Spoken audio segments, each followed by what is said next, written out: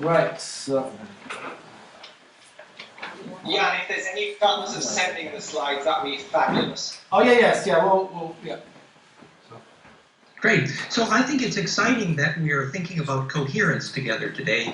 You know, in our fractalfield.com work, we say that the climax form of coherence is actually conjugation or fractality, where all the waves converge non-destructively. And we talk about coherence as the difference between a flashlight and a laser. And clearly, becoming a laser, which is where the light is able to penetrate to the distance, which is what coherence is exactly the issue of biologic sustainability, the design of cities, and as Jenny was saying, the design of education. So really, we're thinking about coherence today. So this presentation from iThrive.com is in 5 major sections. First, I'm just going to talk about how iThrive is a breakthrough just in terms of the sensor options, the input transducer options.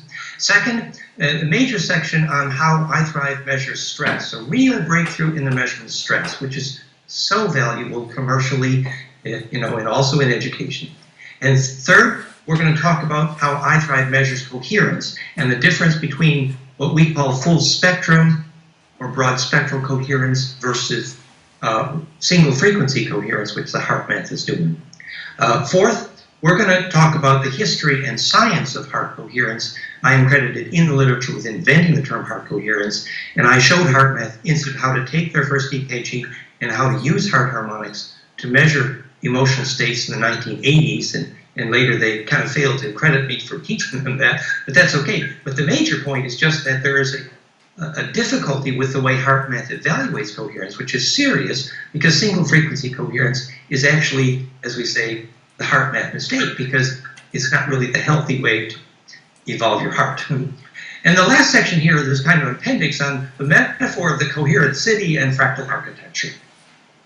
A lot of the themes we're going to be talking about today are at one of our major websites, we have many, at fractalfield.com, so you can read more. And as Jan said, the visuals will be available later.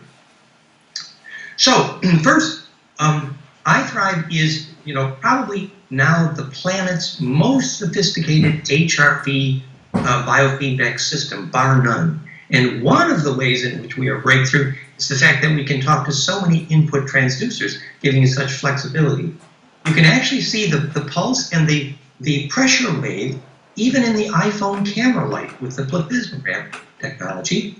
And of course, we have the eye health finger sensor, and now the even more advanced Berry finger clip sensor, which both measure blood oxygen, as well as able to see the long wave of the pulse and the blood pressure wave separately from the HRV wave. And then we have the ear clip option, which is so wireless and easy. And then, as we were speaking with Jan, the tremendously valuable overnight sleep analysis, sleep quality analysis, long-term sleep analysis option with the polar chest strap, which, as Jan was saying, is normally a very expensive thing to do. There was even recently a 2-hour BBC special about the importance of doing overnight sleep analysis, and they assumed you'd have to pay hundreds or thousands for the option to do that, and now you can do it for like $20 to $40. It's wonderful. So looking further at those transducers, the two newest transducers now, which we're just announcing today, thanks to Patrick's hard work, is the Berry Bluetooth finger pulse oximeter. And you're going to see this working there today as Patrick will be demonstrating the newest version of the software, which talks to this new fingerprint sensor with even smoother, beautiful data for, really hospital quality, medical quality, and even as Patrick pioneered this for professional sacrocranial therapists to measure the spine liquid pumps with the pulse and the pulse oximeter using a state-of-the-art fingerclip. So I'm excited that the Berry finger clips just arrived from China, and you're going to get to play with them today. And you're going to get one, so that's good. And you don't see it here, but they also have a very sexy LCD display. It's very sexy as well. Plus, finally, the ear clip transducer, which is very non-invasive and allows you to have real freedom of movement. Although, as Patrick points out, all of the transducers have some susceptibility to movement, so you need relative stillness. But still, the ear clip transducer gives you a really flexible option to be watching your heart harmonics and still be doing your day.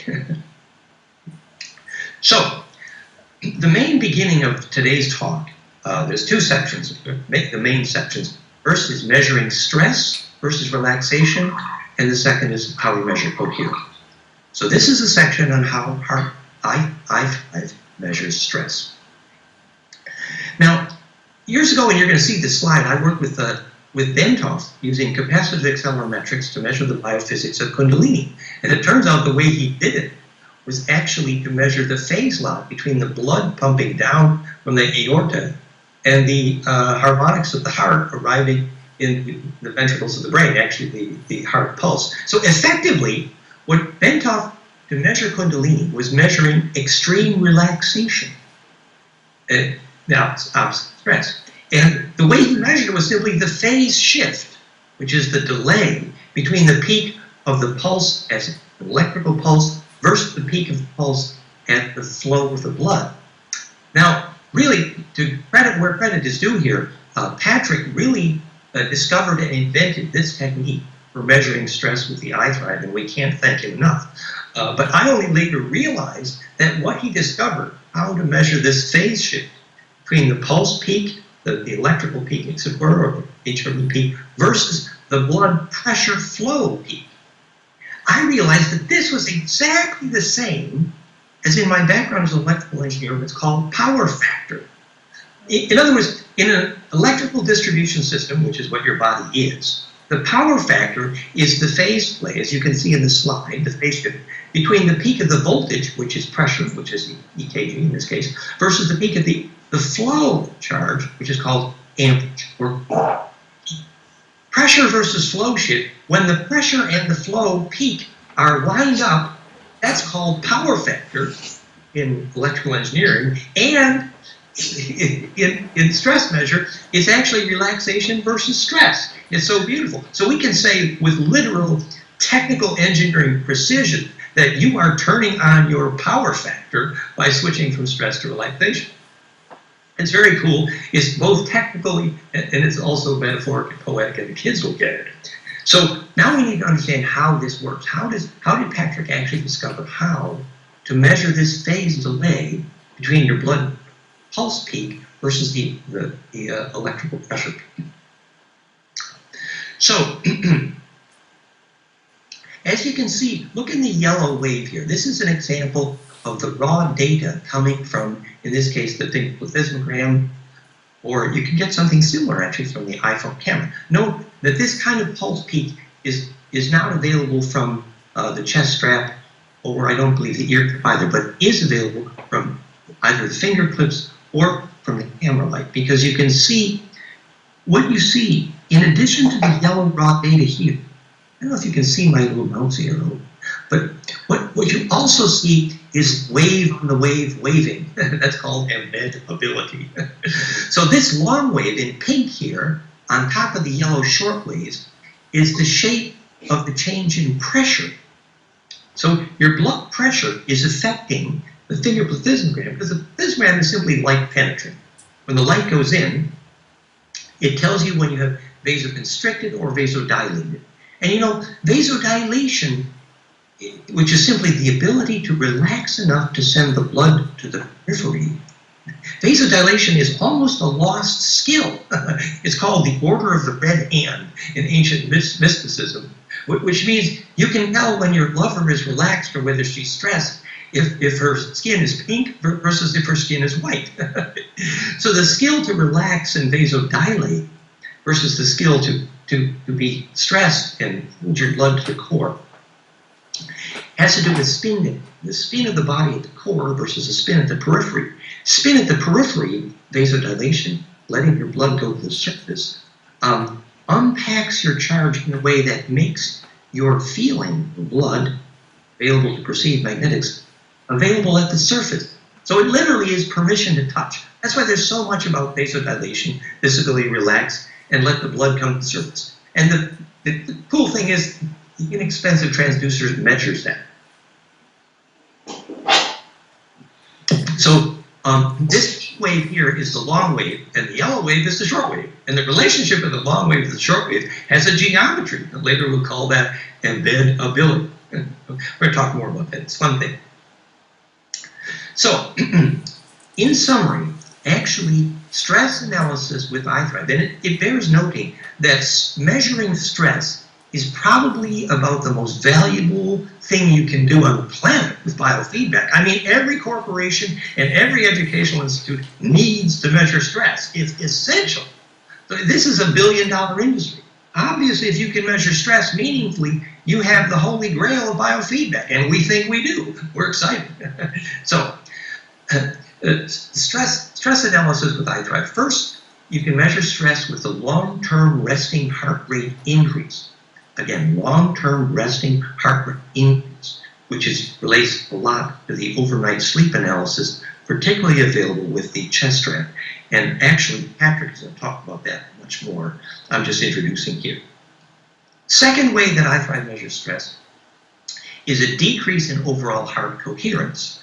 And that's the second part of this talk and a major part of Patrick's talk. So obviously, if the average heart coherence, which you can average and data collect with our device, if the average of heart coherence is going down, not up, that's an indicator of stress. And third, and most importantly, and new here with iThrive, our holy grail of stress measure, is stress is indicated by the loss of resting phase lock between the internal blood pressure resonance. Blood pressure resonance. This is related to something called the Mayer wave, which we're going to talk about a whole lot here, and really Patrick's expertise. The Mayer wave is the natural resonance frequency of the blood in the body. It's like the body's a can of peaches and it resonates. And the fluid resonance of the body is famous. It's called the Mayer wave. And what's very, very, very cool is the Mayer wave, about 0.1 hertz, is precisely the center point of the classic HRV medical LF component, low frequency. The LF of the HRV is centered at 0.1 hertz, the Mayer wave. And so breathing related to that, it can be very powerful. And the other thing we're going to see later is that 0.1 hertz Mayer wave is precisely on the equation on the cover of my book for neck entropy, that is self-organization, and it fits the perfect cascade of brain waves and photosynthesis of all the harmonics, which we now include in plasma for healing, etc. So the Mayer wave, 0.1 hertz, is quite literally the physics, I do mean the physics, of the sacred. So 3 ways to measure stress with iThrive. So this is a talk I just gave as part of a video series on the power factor, 0 point, and stress analysis. And we joke in that video that if the 0 point engineers had understood the meaning of power factor in understanding all the new 0 point energy devices, it would save them a whole lot of time. And there's a discussion there, and that's one of my expertise is vacuum coherence. But as how that applies to the heart's ability to implode and gain energy from its environment is the difference between energization, bliss, obviously, versus feeling tired. And the fact that then power factor is how we measure stress, literally the ability to get in resonance with yourself, the electric wave versus the fluid wave, the blood pressure wave, is a profound and useful metaphor. You know, it's not just a metaphor that voltage equals pressure and flow equals amperage. That's not just a metaphor, it's physics. And the same, and that's called power factor, that resonance. So when we apply that to the body, you discover the power factor in your body is directly the measure of the end of stress. It's a profound and useful thing for young people, for example, to think about as they understand how breathing can help them relax and become coherent, which is the breath analysis is one of the major features of the iThrive, and the various breath training options Pat's will be covering much later in the day. So here we have some of the early screens from the iThrive, and some of these screens are updated, and Patrick will tell you more. But at the top right, I wanted to point out where Patrick first evolved this ability to measure this stress. Right here on the top right, you see the percentage of time when your blood pressure wave, your pressure wave, was in phase with the HRV peak wave, with effectively electric. So the time in phase versus out of phase, here at 46% in phase or 54% out, is a profound measure of stress. So, and we're going to see more about how this is displayed. But basically, the time when you're relaxed is the time when you're in phase with yourself, electrically versus flow. There's a question, Dan. There's a question. Is the time when you're in stress. Yes, go ahead. Do you link this to baroreceptive qualities? And in what way? Related to what qualities? Sorry, say To again. baroreceptive qualities. Baro? Baroreceptive. You know, when you the body's and the heart's ability to self-regulate. Oh yes, to self-organize. Yes, yes. Yeah. Well, that is the cover of my book, which is I am saying that the origin of all negentropy, which is all life force actually, which is this ability to self-organize, is precisely what phase conjugation allows. So, you know, when the Mayer wave and the breath wave at 0.1 hertz are precisely locked in that frequency cascade, that's where the negentropy becomes self-organizing. So, Do you want to explain negentropy quickly? Yes. Well, again, I'm glad my book is in your hands there. I would beg you to look at it. But basically, what we're saying is that the caduceus shape of a wave, called implosion, which is tuned exactly at the climax point to the Planck length in time, times exact golden ratio exponents of Planck length in time, I have shown that exact integer exponents of golden ratio times Planck, the Planck sphere, produce exactly the Mayer wave, the 0.1 hertz of the LF, and the heart harmonics, the brainwave harmonics of Blitz, and the exact two frequencies of photosynthesis, and 3 radii of hydrogen, and many other things, including the Earth year, and the Venus year, and the Schumann harmonics. So I have shown that that is in fact the physics of the origin of negentropy. It's charge implosion. And what that looks like is a caduceus. And Patrick is going to show you later that teaching a caduceus breath with I Thrive biofeedback actually measurably induces the spine liquid pump sacrocranial 0 point, famous for being the healing turning point. So literally, how to find the still point is that caduceus. So you get the heart pulse wave and the heart electrical wave in phase, and then that locks down the cascade, which is called harmonic inclusive. And this is the next concept in our talk anyway, is that harmonic inclusiveness, which is that whole caduceus cascade. The golden ratio is the theoretical limit of how many frequencies can converge non-destructively. That's called harmonic inclusive or broad spectral coherence, something we can measure. Let me show you how the third order FFT, which HeartMath cannot, because they only measure coherence as one frequency only, which we're going to show you is quite literally a mistake. Now, just for people who will be watching this video, basically negentropy is opposite of entropy. So entropy, decay, and aging and death, and negentropy is opposite of that. So rejuvenation, life basically. Yeah? So if negentropy is death, entropy is death, negentropy is life, basically. Exactly, and we have further proof. We've applied exactly that frequency equation on the cover of my book to actually the I Thrive biofeedback and to plasma, therify.net, and we're successful in producing rejuvenation now in 13 countries. We're commercially successful using that frequency signature to produce negentropy and rejuvenation. It works, which, by the way, we're going to see later is how perfect embedding, harmonic inclusiveness, defines actually Feng Shui, which is Jan's field. Good. All right, so we carry on. We'll have more on, actually there's more on that negentropy further in this talk. Can I add a question? Sure. Dan, can you explain a little more about your view of the 1.0, your view of that that you see is different between HeartMath's view of coherent state? Oh yes, that's... Yeah, he's coming, he's coming. Okay. We're going to cover it, yeah. It's coming to That's the that. subject of the whole second section of this talk. Okay, thank you. Yeah, 5 minutes, coming up.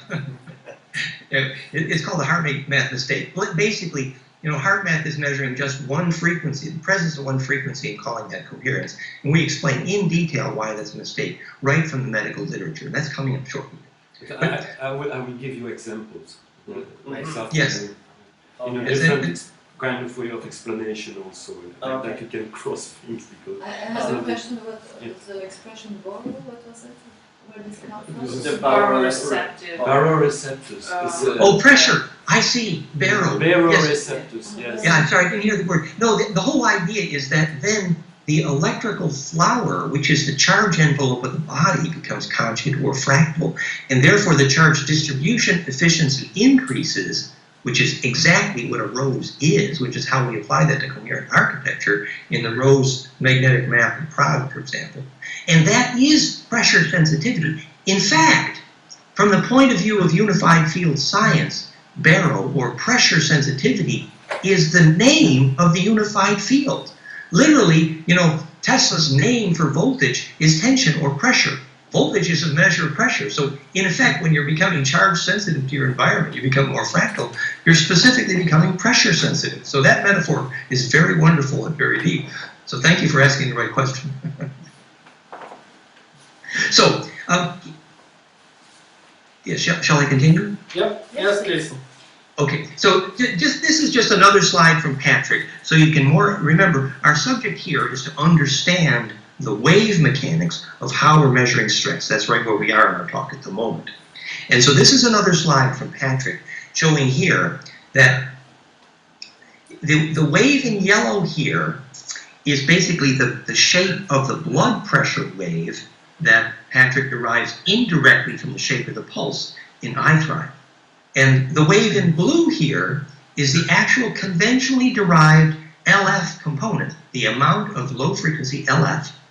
Remember, the part of the genius of iThrive is we display separately the LF and HF and even optionally VLF components of HRV separately, which is something that's almost unheard of before in much of the certainly inexpensive HRV. And you have those, you see these buttons on this bottom, which Patrick will explain more later, gives you the option of what you want to display. So here, the chosen displays the LF wave from the PPG or pressure wave is in yellow, and in blue is the LF part of the HRV, of the conventionally calculated LF of the HRV. And you see here the point. The point is that there's a bit of phase shift. You see the center of this yellow wave and the purple, the red arrow, versus the center of the blue peak. So the two peaks are almost lined up, but not quite.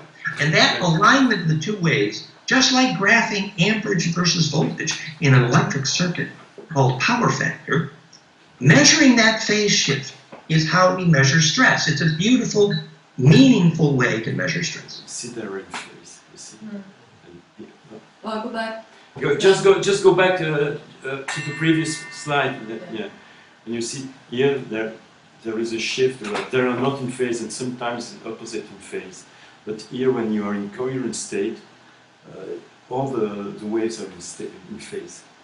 So the pressure wave and which is a liquid wave, is in phase with the electrical wave, which of the HRV pulses. That's what you It's call beautiful. delay phase. Is that delay phase? Is that what you call delay phase? But And was it delay phase that you call? It's called phase shift or phase delay. Oh, okay. Yes. Yeah. Yes. So it's And in the same electricity, pattern, but yes. slightly. Yes. And what's cool is, as Patrick, if you're teaching this to teenagers, you say, this is called getting in the groove. But it's really Patrick who evolved this technique here for iThrive, and we're grateful to him. And please interrupt me at any time, Patrick.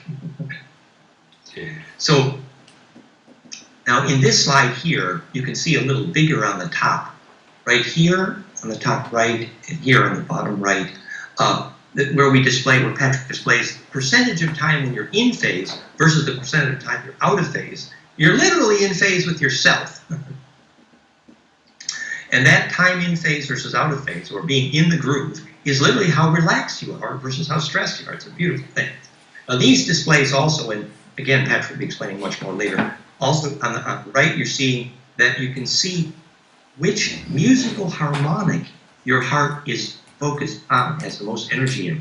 And from that later you can see how we apply that to chakras. And even, you know, when kids are wanting to get in the same musical key signature as their rock star, their guru, or their DJ, or their band leader, you actually measure this empathy training here by simply learning to get in the same musical key signature as the person that you love. And by the way, this can actually be used for Tantra training, to learn to get in the same musical key as the person you care about, or as your DJ or your guru or your rock star. And also here on this display, and again, Patrick will explain more, on the left side here you see the heart coherence measure, which is the spectrum of the EKG. And we'll see later that this is actually a smooth or third order FFT, which is harmonic rich or harmonic inclusiveness or broad spectral coherence measure. And that's the next section. So there are many displays on the iThrive, and that's primarily, Patrick is going to be explaining them this afternoon, but this just shows another one of the displays where the actual coherence percentages and the stress, which is phase shift in the various LF, ELF, and LF, directly displayed. So you can actually check your stress level from day to day very easily and very powerfully. So this slide just talks about how important it is to be able to measure stress and the physics of how we're doing it. It's literally a measurement of pressure. We just talked about pressure as the barrow response, literally sensitive to pressure environment. You know, when you're very relaxed, you can feel things at a greater distance because you're fractally imploding or phase conjugate and drawing all to center in your fractals, which is your home. We're going to talk about that in terms of steering tornadoes, even making centripetal force. So the origin of negentropy is the origin of centripetal force. And becoming centripetal or negentropic or implosive is the goal. Spiritual evolution and education and psychokinesis and surviving death and many cool things. So, and this is just another slide about how the finger plethysmogram measures vasodilation. And we actually already discussed this. So vasodilation, its ability to relax and unpack your blood surface. You know, your blushing bride should be pink on her wedding night. That means she's making her blood available. She has the skill of the Order of Red Hand, which is the skill to relax. And that skill to relax is literally what we're measuring with the plethysmogram, either the pulse measure of the finger clip or the camera light. And this is the same slide we just saw before. So this is again about the difference between the short wave versus the long wave and that embeddability. And as just summarizing what we're discussing, by calculating the LF low frequency harmonics separately, just with the pure HRV peak, more locked to the EKG, so that's kind of like the electrical moment, versus the wave shape of the longer blood pressure wave, here it's in pink. That difference, this is a wave on the wave waving. This is Dardick's term for the famous Irving Dardick, who measured, the book is called Making Waves. So the wave on the wave waving in HRV terms is called embedding or embeddability or perfect nesting, and it leads to direct concept of fractality. And this slide is also talking about the same thing, that this simple up and down wave. Dan, just a second. I will. In fact, these are the pulses. Don't move that.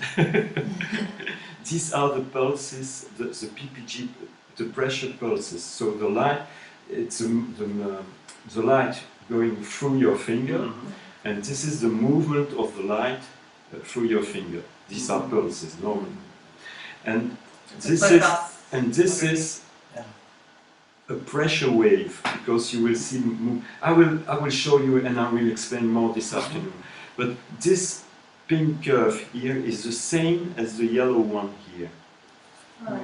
Okay, and in blue you have the HRV related curve, which is which is linked to your heart rate, and the yellow one is the pressure curve, which is this top of the waves here. And the relationship between these two curves is very important, because when they're in phase, you're completely relaxed. Well, but I will explain more this afternoon. It's just an introduction. Okay, Dan. I'm sorry. Tom. Yeah. Maybe I missed it, but can you explain a little more, maybe Dan or you, about the quality of the sensors you use? Actually, that will be Patrick's expertise. But in summary, the camera light actually gives very accurate data, but after a few minutes, whereas the finger clip, Patrick has done a huge amount of work and determined that the new Berry sensor that he's about to show you after lunch is even far more accurate and useful professionally even than the famous eye health finger clip sensor. So there'll be a lot of conversation coming up about that, mostly from Patrick. Okay, you will. Okay. Thank you. Yes, and what's nice here too is that you're hearing two different languages to talk about these things. You're hearing my perspective, which is electrical engineering and the history of psychophysiology. Then you're hearing Patrick's language, which is expertise in sacrocranial and Tomatis programming. So we intentionally wanted you to hear two different people talk about the same thing here. And so Patrick, interrupt me anytime. That's great. So this slide is maybe, in a way, I'd like to have this on my bumper sticker, if not on my gravestone. We can organize that for you then. But you see, it's actually, again, Patrick helped me discover this, but from the equation on the cover of my book, remember, you take Planck length and time, which is the musical key signature of the universe. Nobody disagrees. Planck length and time. And take integer x1's golden ratio called phase conjugation. Maximum constructive wave interference called fractality. Literally, fractality is space and time. Planck length and Planck time times golden ratio. And you get a Caduceus-shaped curve like this called phase conjugation. Now, if you look at the spectral window of Patrick's expertise, which is the sacrocranial spine liquid pump, you see here are the frequencies in green of this famous spine liquid pump. They're called the tidal. These are very low frequency waves in your fascia, in the liquids in your body, in the lymph. And Patrick was talking about the fact that he was looking, that's how Patrick joined us as a team, because he was looking for ways to measure and document the ability of the healer to feel these long waves in the body, the spine liquid pump. And that's what we now really have with the high thrive. But you see what's so cool is my equation predicts the frequencies in red here, simple golden ratio exponents of Planck. And look at the frequencies of the sacrocranial, very famous spine liquid. You have the long tidal, 0.01 hertz, and the mid tidal, 2.5 cycles per second. And then look at this. The next peak, 0.0959 hertz, is almost exactly the Mayer wave and the HRV LF, 0.1 hertz. So that's a completed Caduceus. And this is the high frequency of the spine liquid pump. So there is a Caduceus. There is implosion. There is negentropy. There is phase conjugation. It's called a phase conjugate negentropic charge collapse. And here you can actually see those waves on the top center fit precisely the LF and HF center, the low frequency, high frequency components of the spine liquid. And on the left, you can see that it actually predicts the key frequency of ADP, ATP, which, if you know any biophysics, is the key signature of all cell metabolism of adenosine triphosphate. So suddenly, the cell and the heart and the breath and the spine liquid, and later, even the brain waves, they all fit this cascade. And this is the inside cover of my new book you have in your hand. And this is, this is my claim to new physics right here. This is Dan Winder's original equation for the origin of negentropy. Phase conjugate negentropic implosive charge collapse, Planck length or time times golden ratio to the integer multiple of powers of n. And if you plot those frequencies on this curve, phase conjugate collapse, you get the origin of life, you get the origin of color, the origin of life, the origin of self-organization, the origin of HRV, the origin of brainwaves, the origin of the Schumann. I mean, it's, excuse me, I get overexcited, but it's very cool. So you get 3 exact radii of hydrogen, you get the exact wavelength of adenosine ADP, ATP, you get the exact, precise, only 2 frequencies which make photosynthesis happen. Hello? That's very cool. You get the exact distance of the sacred length, the unit of the foot, which is a reading the pace. You get the definition of sacred measure, units of measure. All of this is embeddability, feng shui optimized. You get almost exact frequencies of the Schumann harmonic series and the LF, HRV we just talked about, and the sacrocranial harmonics, and you get the almost virtually precise duration of Earth year and Venus year, and almost exactly the duration of precession and the galactic year. This is fractality in space and time. That's why we call it fractalfield.com. So, excuse me for my overenthusiasm, but I think we really have a breakthrough in understanding the nature of life force itself, which is part of the philosophy behind I thrive. And by the way, for advanced scientists, we're delighted to have a painfully long conversation about the reason objects fall to the ground, the origin of gravity, based on this physics, which I'm sure is a conversation you don't want to have right now. But you see, if you did understand why objects fall to the ground, which is the origin of centripetal forces, then you could understand how things like the heart became centripetal, and why focused human attention causes charge to compress centripetal. So we say, get fractal or get dead, get centripetal or get dead. This is implosion science 101, Victor Schauberger's dream. This is my life, you know. I've been doing this a long time. But here, this slide shows in detail, photosynthesis is a very specific operation. And now we know it's tuned to the HRV and the sacrocranial. And this is how it's tuned, golden ratio exponents apply. This is where photosynthesis happens, orange and purple. And this is where photosynthesis doesn't happen, green. That's why every living plant spits out the green, because, hello, it hasn't heard my lecture, which says embed or die. The green didn't hear my lecture, therefore the plant spit out the green. So this just, in terms of, again, we're talking about the philosophy behind I thrive.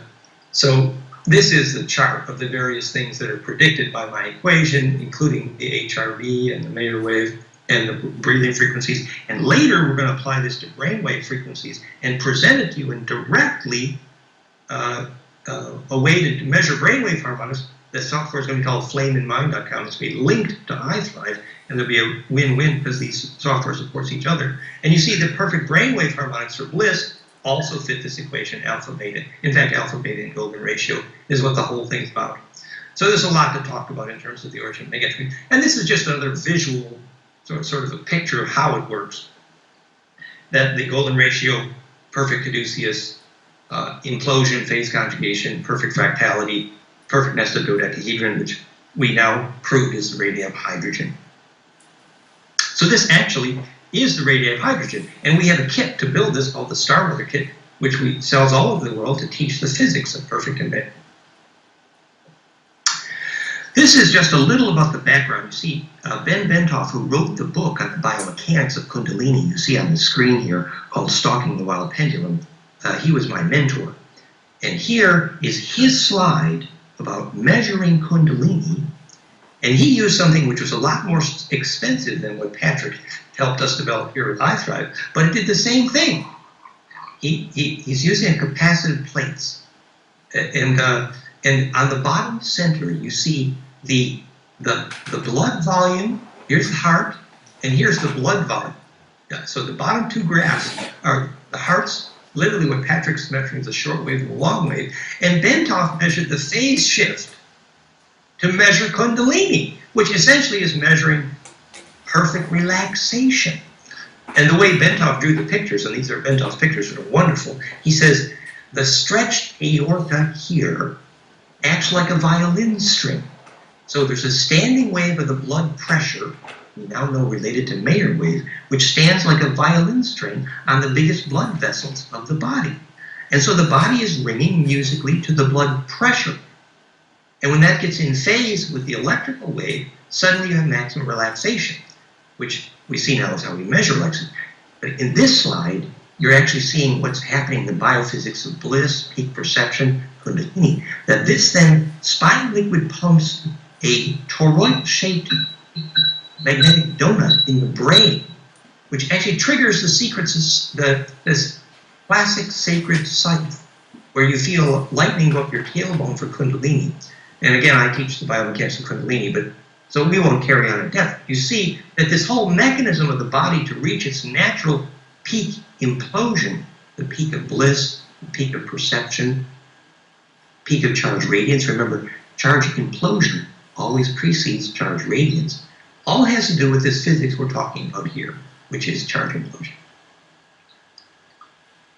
This is just another slide which shows the same thing we talked about before. It's a higher resolution version of the spine liquid pump and Meyer wave fitting this curve.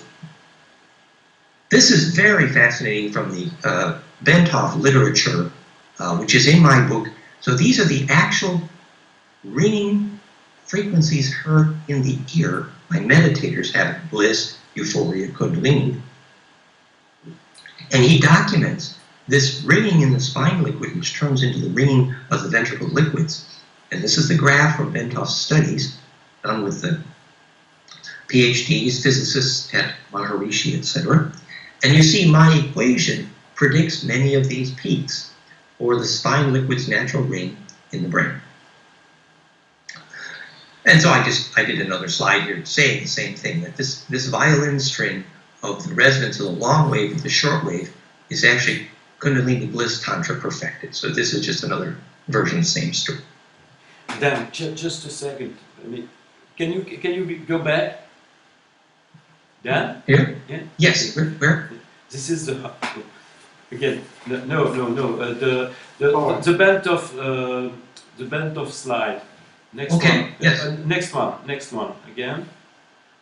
No. Again. Forward, oh, forward. okay. Well, Forward. this one is okay. So, oh. Go next. forward. Okay. Don't move. That's fine. This is the heart, and this is the aorta, which is going down. And when the aorta arrive here, it's split in two parts. So Yes. this is a wall. So When when the blood pressure is when the blood is going down to the aorta, there is some kind of wall here, and so there is a reflecting wave which is going up. it bounces. You see, the heart, the aorta going down, split in two parts, but this should be some kind of interference. So a wave moving up. And so what Bentov measured is that when you completely relax, this can be done automatically. There is some kind of resonance things that maybe you can explain better than me than Dan. That's beautiful, but yes, thank you. And so actually what happens is, so the big blood vessels form like a standing wave coherently that then reinforce the next electrical beat of the heart. So it's simple resonance that the mechanical blood pressure violin there, the violin string of the aorta, is now reinforcing the next electrical beat of the heart, so the heart doesn't have to work as hard for the next beat, very simply. It's some kind of resonance synchronicity. So Yes. a feedback to the heart to say, okay, but I will send the next pulses now because there is a beautiful wave and not interference at all. So there is some kind of biofeedback when you're completely relaxed between the next pulses and the previous one. Yeah. That's great, Patrick. Yes, and so the summary of this section is if you can be really excited when you tell people, look, we can measure your stress from day to day and help you reduce that stress by understanding it. This is a beautiful thing. So this section of the lecture had to do with helping you understand how and why stress measure is so profound. So unless there's more questions on the stress measures, we move on to the heart coherence measure section then. Yes. Okay, so the major difference between the measurement of heart coherence with iThrive and HeartMath is we measure what's called full spectrum or broad spectral coherence, also known as harmonic inclusive or fractal, whereas HeartMath only measured single frequency coherence. And you're going to see why I call that the HeartMath mistake. So here are some examples of Patrick's streams, and notice here that on iThrive you can see in green the third order power spectrum, related to what's called a set struggle, I invented for this use, although Patrick pioneered the third order power spectrum called FFT3 of the PPG of the pressure. And the third order power spectrum is a much more meaningful indication of heart coherence than a simple single frequency peak. And that's what we're about to show more here. So, and note that the full measure of coherence is shown both from the pressure wave and from the HRV separately. And Patrick shows you where that is in the graph here, and we'll talk more about that. So here, in white, I don't know if you can see the white wave. You can see the white wave here? Yeah. That's the graph over time of single frequency harmonic coherence. And in pink here, that's the graph over time of full spectrum or broad spectral harmonic coherence using the third order power spectrum. That difference you will gradually discover is very profound, very useful, very interesting, and very deep. And we're going to see more about why in a minute. And notice on the bottom the credit here that I was the guy who invented the term heart coherence, which then HeartMath tried to use, but not correctly. And I was credited in the literature with inventing the term heart coherence when I discovered this technique of second order power spectra to measure it. So this is more about the HRV frequencies being conjugate, and we just covered that. So again, we're talking about the history of the measurement of heart coherence. This is some of my early technology. This is my heart tuner invention. And you're going to see that the heart tuner invention did some very cool measurements of coherence, but it costs about $3,000, and it's very hard to use EKG electrodes. Plus, my business partner at the time turned out to be a thief, and it was a bad idea. But we've implemented that so beautifully in iThrive, and so it's good to know the history. Okay, this is in the early 1980s when I measured heart coherence right here. And it's when Roland McCready at HeartMath Institute saw my invention here for how to measure heart harmonics to measure emotion. Right here, Roland McCready looked at this. He had never taken an EKG, and he'd certainly never taken a power spectra in his life. And he called me and offered to pay me to come out there and teach him, which I did. However, he failed to credit me, which documents poor intention. But this is just to show that this measurement of heart coherence right here, when I discovered how heart coherence was measured by taking power spectrum, the EKG and electrocardiogram, and I discovered what frequency band to measure the EKG and to measure coherence, 0 to 25 hertz. This is my discovery, and HeartMath Institute really could be sued for failing to acknowledge that in their literature that I discovered it. So this is the HeartMath mistake. This is what the HeartMath mistake is, if anyone asks you. Here is the problem. This is what happens when your HRV, when your heart rate varies at a single frequency. In the medical literature, this is called heart failure. Actually, it's an indication of the opposite of the healthy heart, is a fractal heart. I recommend actually that you get this paper by Eric Goldberger. I have talked to him. Here's a blow-up of that. So breathing at one frequency can serve some benefit, obviously, but actually, ultimately, your heart wants to relax into harmonic inclusive coherence, and your heart does not want to be at one frequency. It doesn't. Your heart wants to be harmonic rich, and not, this is called harmonic inclusive versus harmonic exclusive. So a harmonic exclusive coherence, the HeartMath mistake, is actually unhealthy and the opposite of fractality. So I do suggest you get this paper in order to understand what the HeartMath mistake is and how to fix it. Which is, yes, you can teach single frequency breath to learn how to breathe at frequency, but the climax of heart coherence is harmonic inclusive, not harmonic exclusive. Remember, golden ratio phase conjugation of fractality is harmonic inclusiveness, which is classic in the work of Irving Darvik. It's called Making Waves, that harmonic inclusiveness is how you create a healthy heart. The classic teaching on this from Darvik was when he was chairman of the Olympic Medical Committee, just before he wrote the book Making Waves. He realized that you actually create heart attacks by that single frequency. For example, an exercise algorithm which takes your heart rate high and holds it at one frequency and then stop, where you make the single frequency in the heart.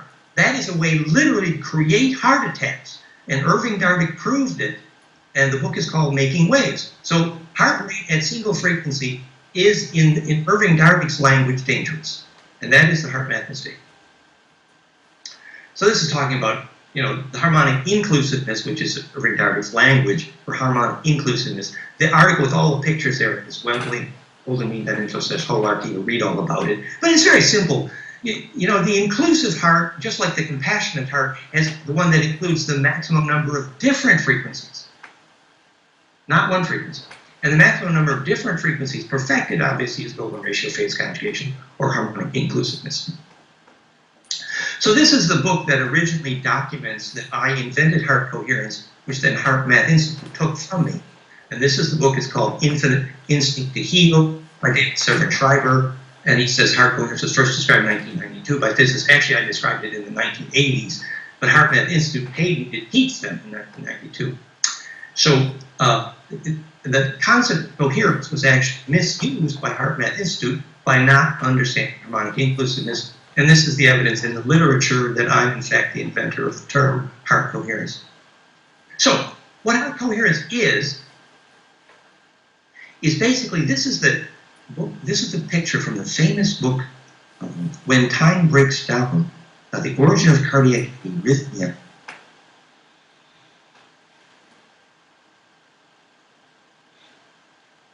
Let's stop. Dan? You have to restart it. Oh, really? Dan, are you there? It's a second one. Dan? You can direct. Faut faire une pause. Something happened. We can't hear you, Dan. Are you there? No. Something happened. Actually, it was Try with the iPhone. Uh-uh. Oh, yeah. Please come back. Just call. Yeah. Just call him. Yeah, go.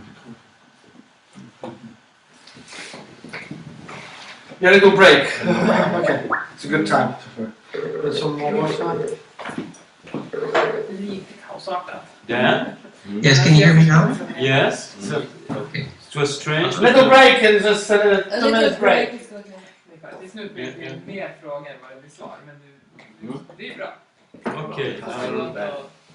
Would you like Is he on there? maybe a slice of orange? Okay, you're still there? Yeah. Yes. Banana. We have a little toilet break. Okay, okay. Okay. Make a plate. 2 minutes. I'll take a toilet break too. 2 minutes. Okay, fine. That's fine. Thank you. We can make something. Thank you. Biscuits, sweets, everything.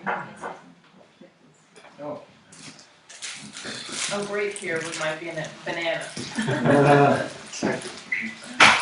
And now he's talking about gravity. So, we're not actually, we Sorry? do Have you been into resell, that? Yeah, oh, yes. we do resell Heart Math You're on using- bag, but we're not only using that.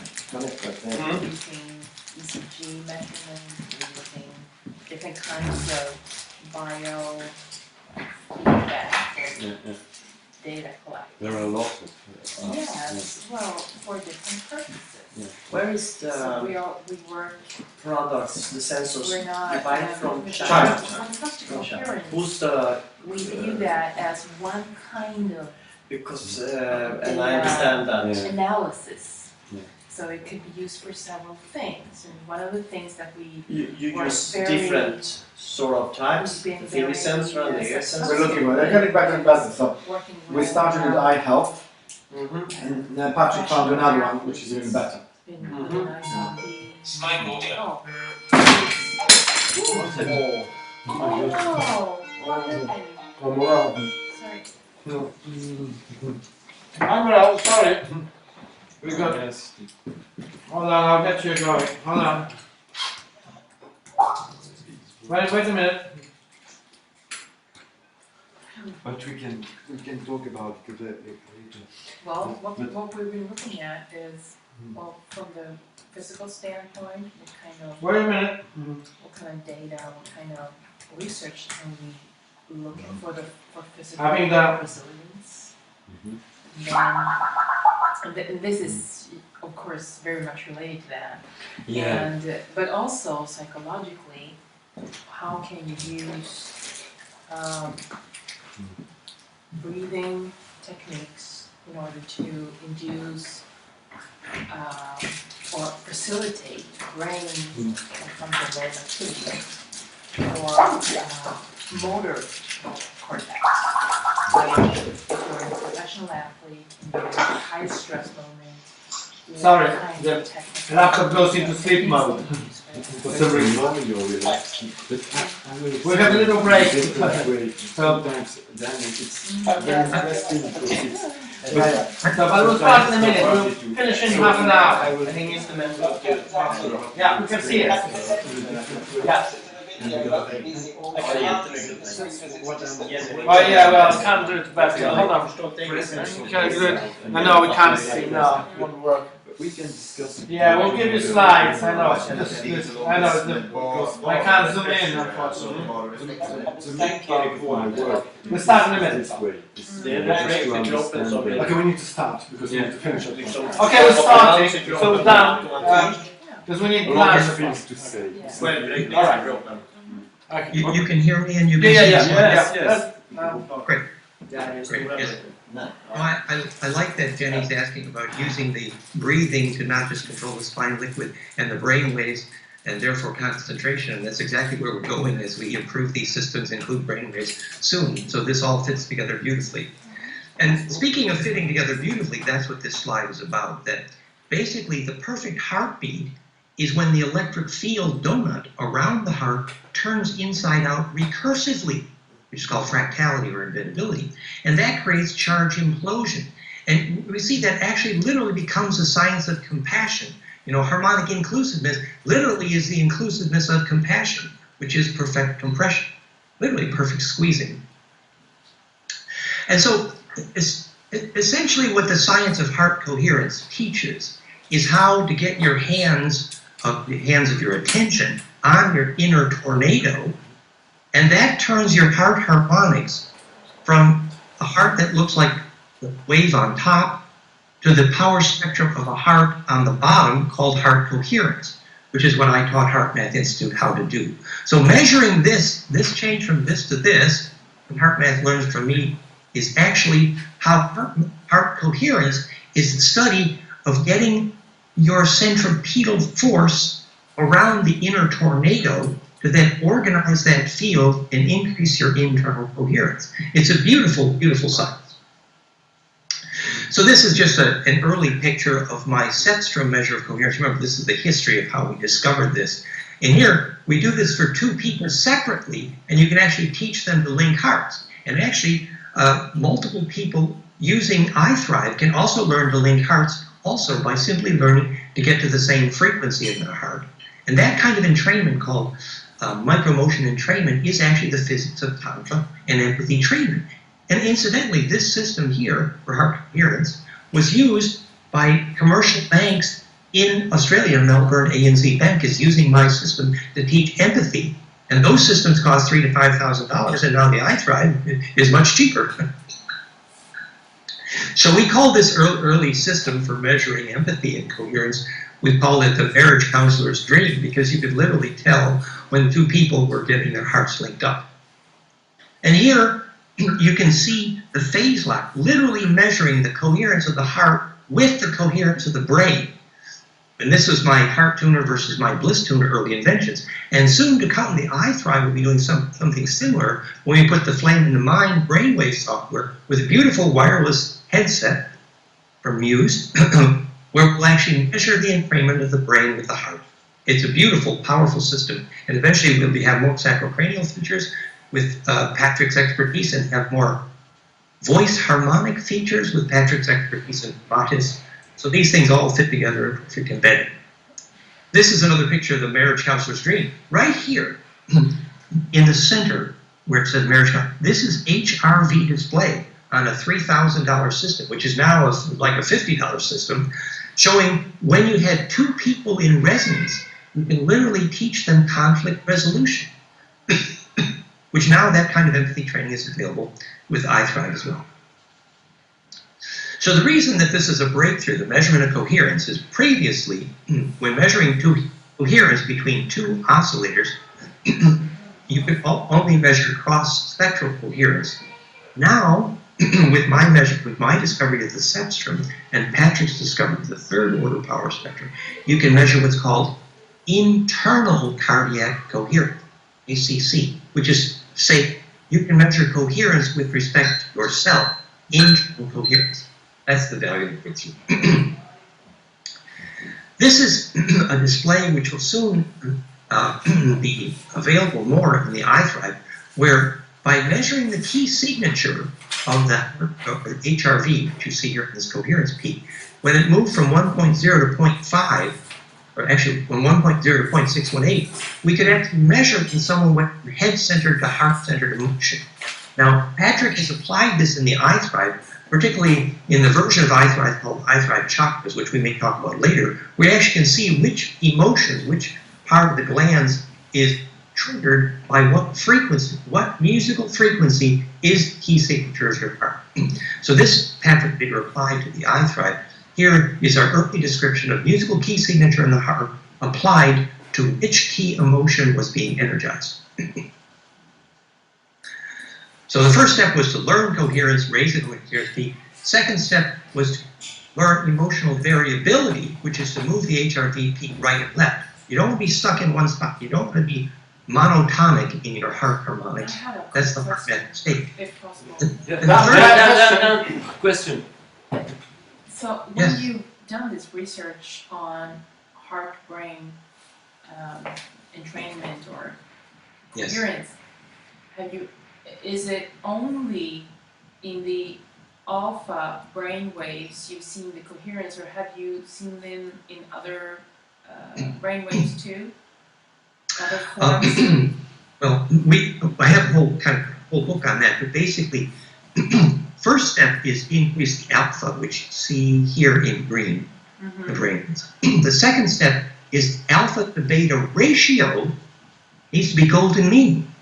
That is actually the cause of perception. It is the basis of my proof that phase conjugation is the cause of perception. And because medical doctors were slow to implement my discovery of how to create peak perception in brainwaves with my bliss tumor, is why we're building the flameinmind.com to be a complement to iThrive, because teaching golden ratio alpha to beta is the same as teaching charge implosion in the brain, which is phase conjugation.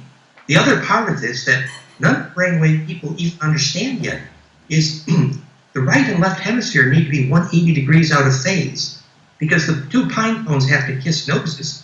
And we're going to be teaching that with the Flame and Mind and iThrive as well. Because the right and left hemisphere literally have to phase conjugate to make the longitudinal. The famous example of this, and again, we could give many long lectures on brainwaves, which is not the function here today, but example of this is that when Ingo Swann heated a thermistor at a distance with his mind, he did it through a Faraday cage. It's called flame in mind. And the ability to do that means the brain is creating longitudinal waves. It's the physics of psychokinesis. It's how you measure when a Cherokee or a Bonpo shaman has finished their initiation. You measure that by testing if they can make a flame with their mind.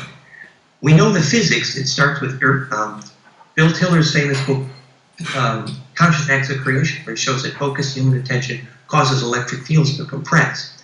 Now we know why. So we can teach the right-left hemisphere to phase conjugate more accurately than ever before, and we'll be doing that very soon with Flame in Mind. So coming soon, all that software to do that. So the software, Flaming Mind? It's flameinmind.com.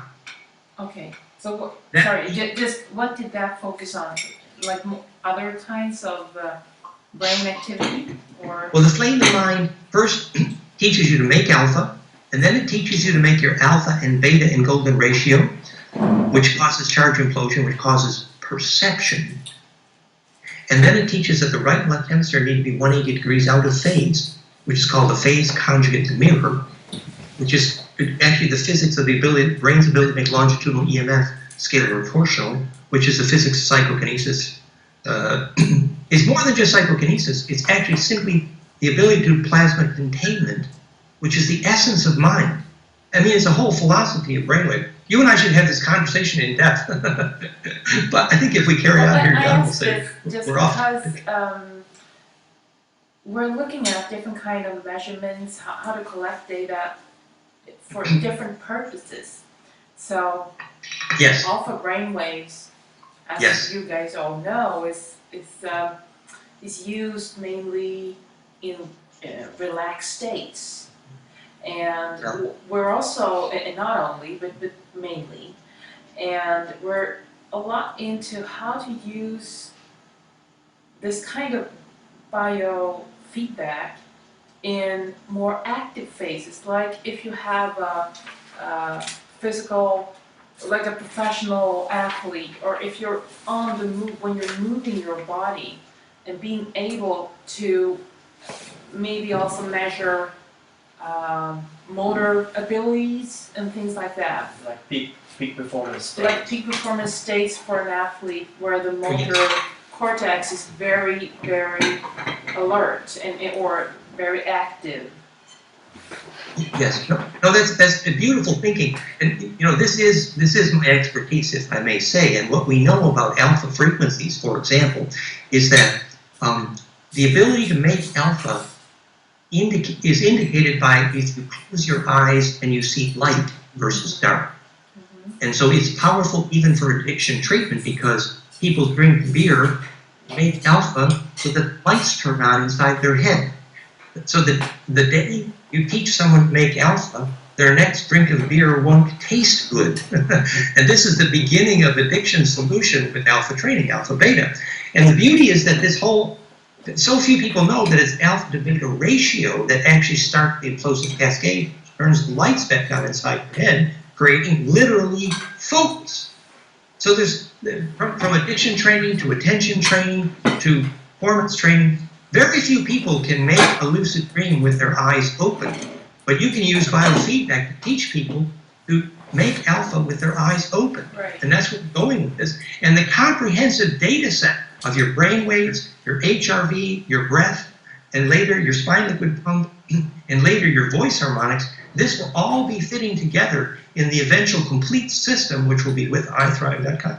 Absolutely. So your interest in these things is very appropriate, and I think we're going to have lots of fun with this. This is great. One more question, Dan. What's your experience of the measurement with clients of moving with the sensors you have tried? Are they quality for moving or just? Right, that's an appropriate question.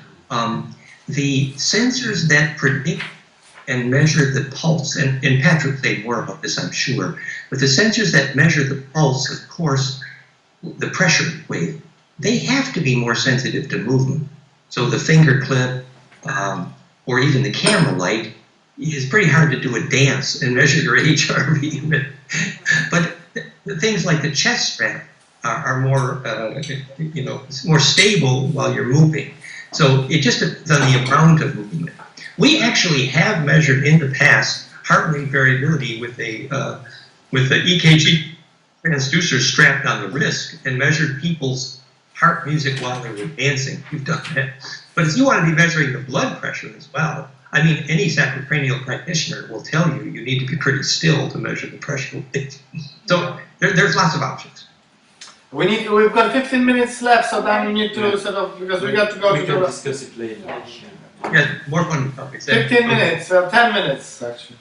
Yes, exactly. And so I wanted to get the little fun section about the coherent city. Can you see my screen now? Yes. Yes. Can you make it big? Can you make it full screen? Yes. 1 second. Is that better? It's on mine. No, that's okay. Maybe, wait, it's on mine. Hold on. Maybe... Because it was... Oh yeah, it's working now. Thank you. Okay, 1 second. Okay, done, yes. Yeah. Okay, so so this just gives you a visual to see how this charge implosion or charge compression happens in conjugate or fractal structures like brain waves or HRV harmonics, making the golden ratio caduceus cascade. It literally creates a charge implosion in the heart and the brain. This was a useful slide, and I think Patrick has implemented this more in his presentation as well. Notice that the perfectly relaxed heart actually has golden ratio between the QRS and T wave peak here. It means that the heart is actually in the business of doing perfect relaxation, called perfect damping. Perfect damping in physics, this is a graph of perfect damping based on golden ratio. Golden ratio is perfect damping, which is simply the perfect path to the still point. So the heart's actually very definition of healthy QRS and T based on golden ratio is an indication that the heart's trying to relax to get to that still point access between beats. In fact, I taught Roland McCready this too, that if you spectrum analyze the harmonics in the heart between beats, you get the most rich harmonics because you get the still point between beats, and that's where the universe whispers to your heart. And this is called non-destructive self-reentry, or I am that I am, or as above, so below, which is literally charge implosion in the heart, HRV, or brainwave system. And this was that spot, what that spiral does. And this is just another picture then of that perfect damping caduceus that we looked at many times. We saw this slide in other forms. But notice how it applies beautifully to sacrocranial. This is the mathematics we did to prove by equation that golden ratio, phase conjugation or fractality, golden ratio among waves produces maximum constructive interference in white here. Whereas if you take octaves or powers of 2 or a brain or heart harmonics making a square wave or single frequency, you get maximum destructive harmonics. So octave ratios among waves is maximum destructive wave interference in white here. Or golden ratio phase conjugate fractality makes maximum constructive interference. This gives you some idea where if you made the graph of your heart rate during exercise and it looks like a square, one frequency, and not a caduceus, as Darvik proved, this is a recipe to create heart attacks. So golden ratio phase conjugation is constructive interference and constructive compression or fractality optimized. This is just another slide about the fact that perfect damping, look, these are the heart harmonics, and this is a map of perfect damping, golden ratio caduceus. Literally spin path to 0 point. And if you, like Patrick, are a sacrocranial practitioner, you know how valuable it is to access a 0 point. So, in summary, iThrive solves the problem of the heart method mistake by measuring full spectrum harmonic inclusive coherence instead of monotone single frequency heart HRV, which is actually unhealthy. Plus, we measure stress and stress management. Actually, we're going to be showing more about blood oxygen as well. Plus, we measure overnight sleep quality. And again, Patrick will be covering that. So this is what Jan gave me strict instructions. At the end, you had to see the benefits. And so iThrive offers a breakthrough solution of measuring stress and thereby teaching relaxation. Measuring stress is the holy grail of corporate biofeedback. Second, iThrive is a breakthrough solution of the heart math mistake, which was to teach single frequency instead of harmonic inclusive real heart coherence. Plus, iThrive offers the broadest range of powerful options for input transducers. Plus, our science includes a much deeper, compelling science of fractality and harmonic inclusiveness and phase conjugation. Literally, the origin of negentropy in heart variability. All this at breakthrough pricing, which Jan is going to discuss with you later. So, that's the major. Now, there's a short 2-minute postscript here. The short 2-minute postscript is, I really love your project, Coherence City. And so if you'll, I really need to learn more about your project. I'm looking forward to learning from you what you mean by Coherence City. But I just wanted to point out that fractal conjugate harmonic inclusiveness is the physics of a sacred architecture curriculum that we have developed and taught internationally, including our curriculum, biologic architecture, is known in more countries on the planet than any other. And our curriculum for biologic architecture has featured 3 major international conferences on biologic architecture. So what we mean by biologic architecture is precisely the fractal field, which is the climax form of coherence. hence the architecture of the coherent city in the heart. Examples. On the right, the original magnetic map of Prague.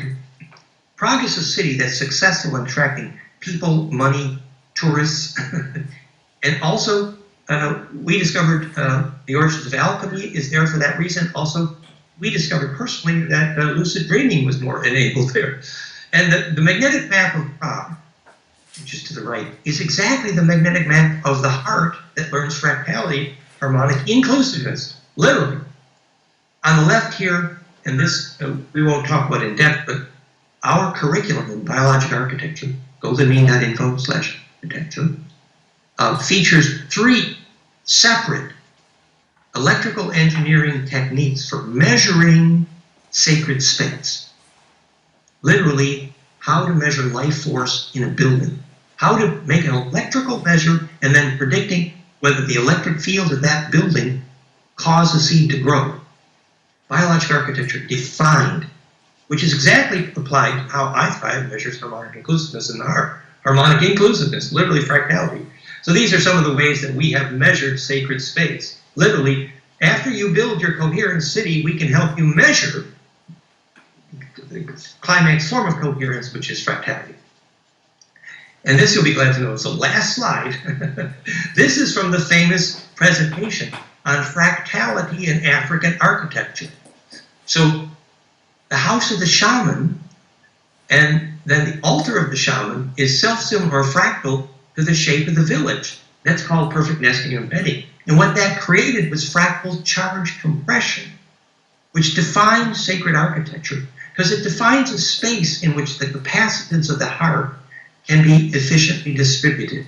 So literally fractal architecture, we think, will help you define and optimize the coherence city idea, and fractality leading to coherence in the heart with biofeedback is a perfect complement. So we're pleased to work with you. Thank you very much. Any presentation? Ready for questions? Then I have a question, and first of all, I want to say really thanks for a really inspiration presentation. Thank you. Glad to be here. Yes, and I'm sorry to say my English isn't the really best. I need to really look at the material in afterwards, so I can study it more slow. So my mind and my English is can catch all the